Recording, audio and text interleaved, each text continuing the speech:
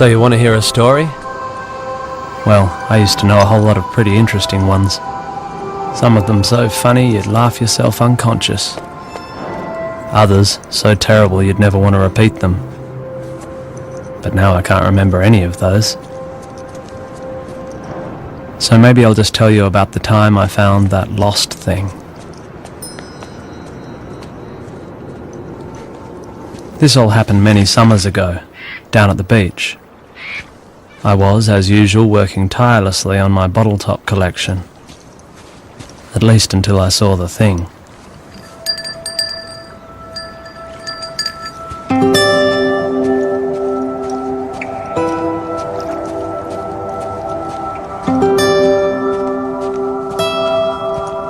It sure wasn't doing much.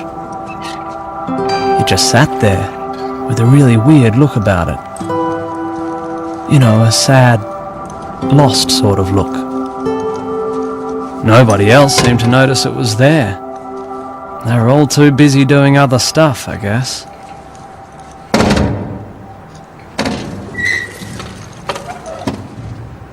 Hello?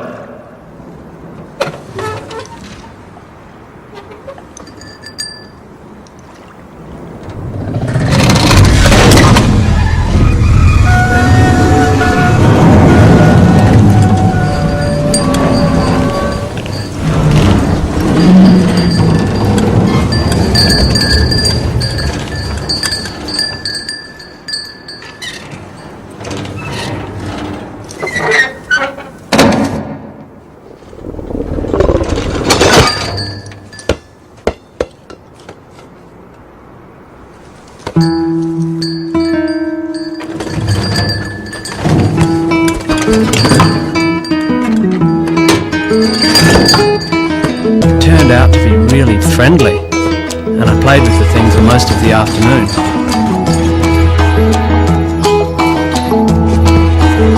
It was great fun, yet the whole time I couldn't help feeling that something wasn't quite right.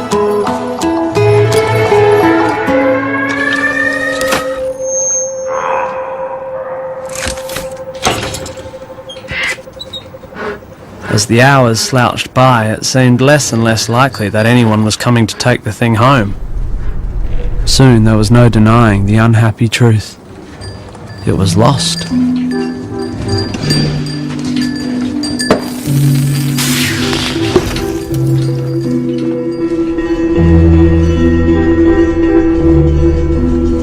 I asked a few people if they knew anything about it.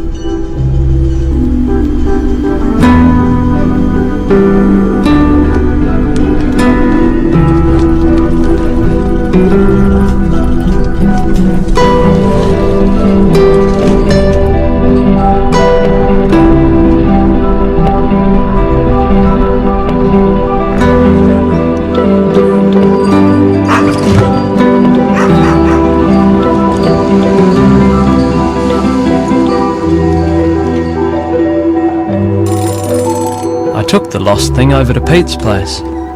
Pete has an opinion on just about everything. Cool, he said. Pete didn't know what the thing was exactly, but he said what he always does, that all physical manifestations could be identified empirically through careful observation, calibrated measurement and controlled experimentation.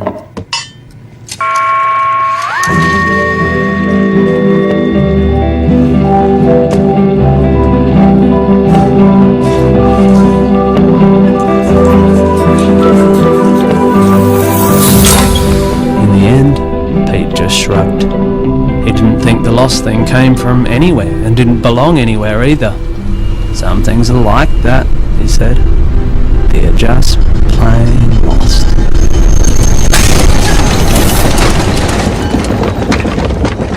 There was nothing left to do but take the thing home with me.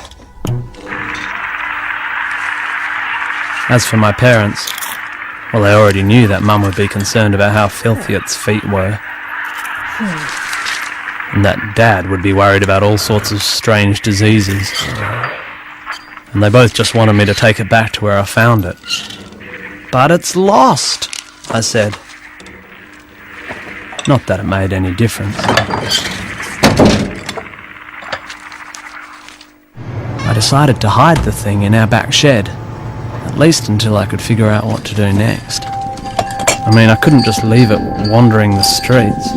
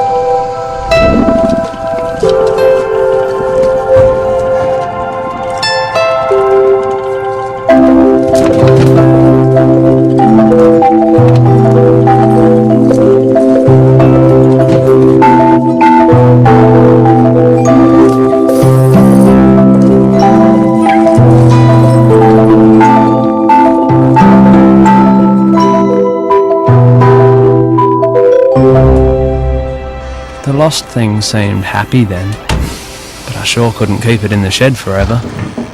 Mum or Dad would eventually notice it when they came out looking for a hammer or something. It was a real dilemma.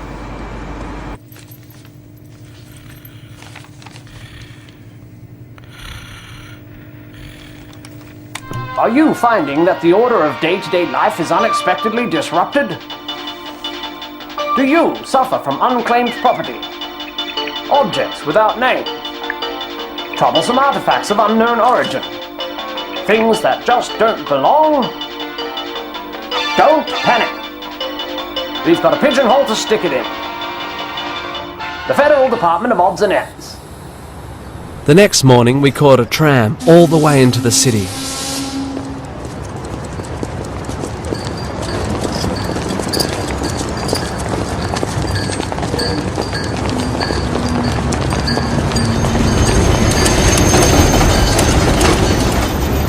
We arrived at a tall, grey building with no windows.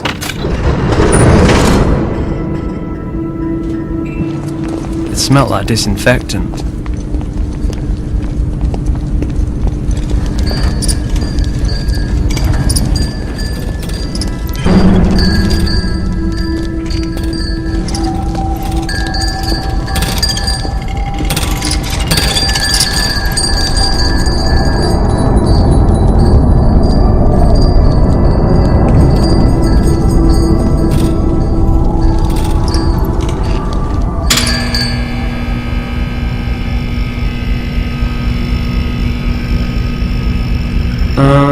I have a lost thing, I called to the receptionist.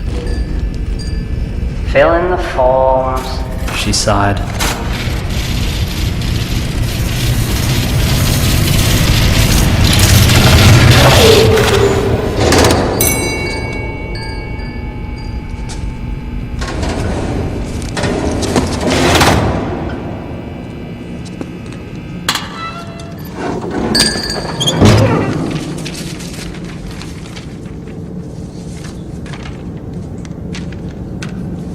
I was looking around for a desk when I suddenly felt something touch my elbow. And then there was a tiny voice. If you really care about that thing, you shouldn't leave it here. This is a place for forgetting, leaving behind. Here, take this. Cheers, I said.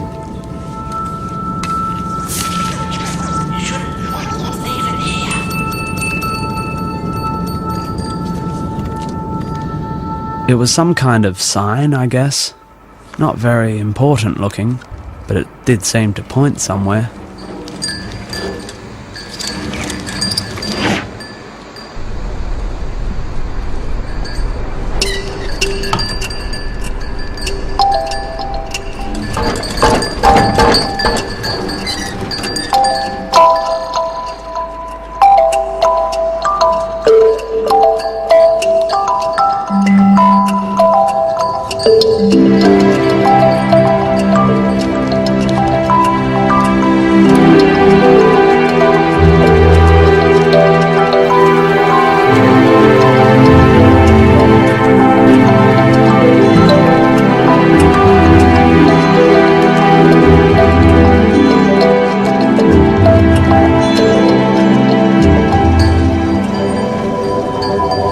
Eventually, we found what seemed to be the right place, in a dark little gap off some anonymous little street.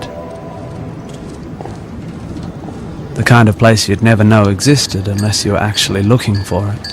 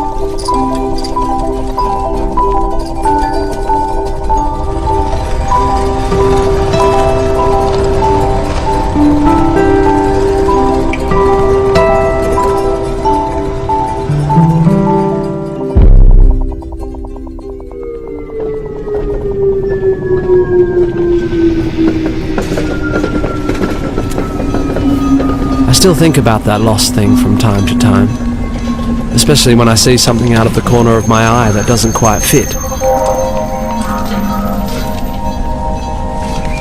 You know, something with a weird, sad, lost sort of look. I see that kind of thing less and less these days. Maybe there aren't many lost things around anymore.